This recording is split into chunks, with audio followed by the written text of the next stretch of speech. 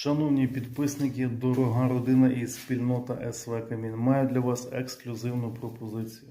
Як кажуть ріелтори, ніким не була помічена, ні разу не була на ринку. Ходіть, щось покажу.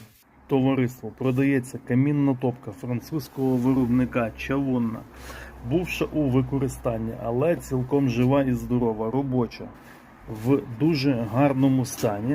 З трубами продається, труби підключення. Для розуміння, оця вся барбітура коштує в районі 2,5 тисяч гривень.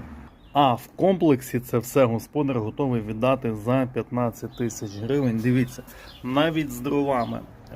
Топка робоча, вона була демонтована, тому що проводиться реконструкція будинку і за основу взяли інакший камін, але зараз розмова не про це.